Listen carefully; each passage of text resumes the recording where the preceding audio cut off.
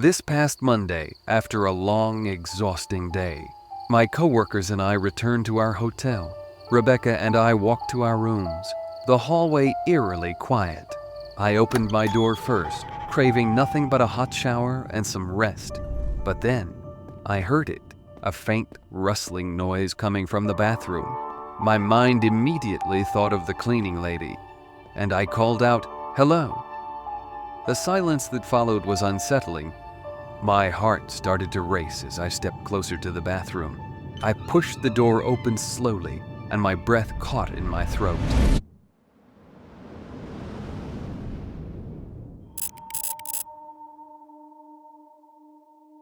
Standing there was a woman I had never seen before, her eyes wide with panic.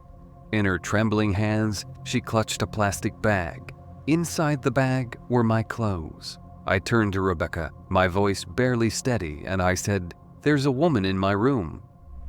Becca's eyes widened in shock as she stepped closer.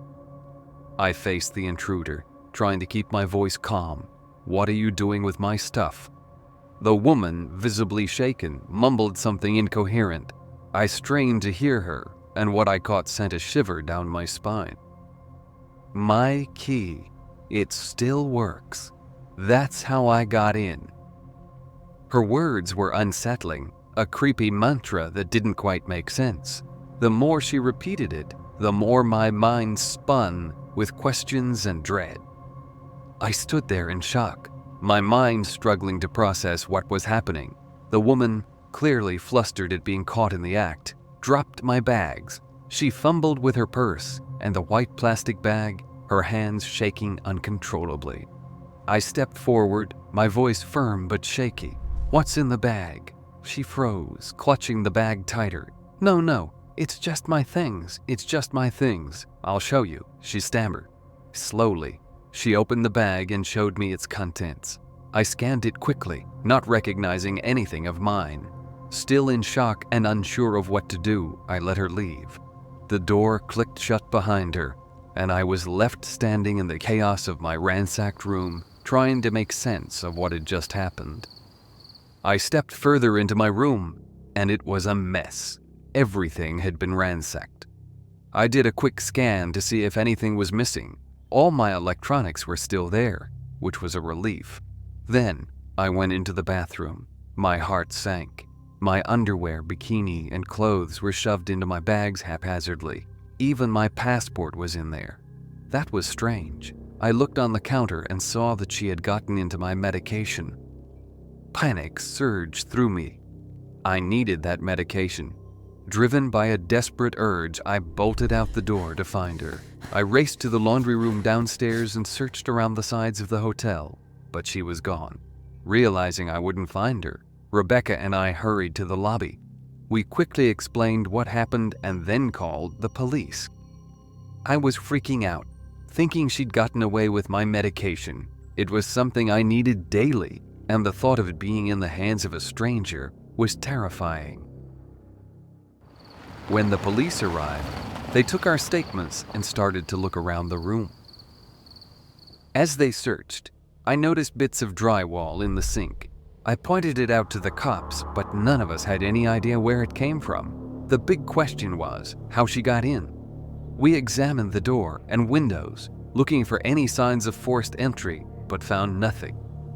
We guessed she might have had a spare key, though the hotel front desk insisted that was impossible. As the officers and hotel staff talked, I could see the fear and confusion in their eyes.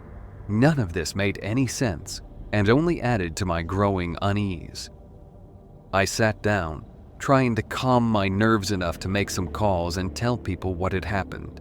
As I spoke on the phone, my mind kept drifting back to the drywall in the sink. It didn't make any sense, and the more I thought about it, the more it bothered me. While talking, I glanced at the sink and then at the mirror on the wall right above it. The pieces started to come together in my head, and a chilling realization hit me. Could it be? I quickly ended my call, my hands shaking. There was something about that mirror that demanded closer inspection. I grabbed Rebecca and whispered, "Help me with this mirror." She looked puzzled but agreed. Together, we carefully tugged at the edges of the mirror. With a final pull, it came away from the wall. What we found was shocking. Behind the mirror was a hole, just big enough for a desperate junkie to squeeze through. Inside the hole, there was a makeshift nest, a pillow, blankets, cigarette butts, clothes, and a toothbrush. We stared at it, horrified. This woman had been living in the wall behind my mirror, sneaking in and out whenever she pleased. The reality of it all sent chills down my spine.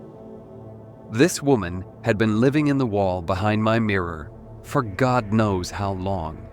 She had access to me and my room at all times. While I was showering, she was right there, watching or listening. She might have crawled out while I was asleep. The thought of it terrified me to the bone. One of the officers called the original officer to come back and take pictures. She explained the situation over the radio, and I heard his stunned voice respond and say, "No way." What's even crazier is she had probably been there a long time. During our last stay at this hotel, I would occasionally smell cigarette smoke and assumed someone was smoking in their bathroom with the scent traveling through the vents.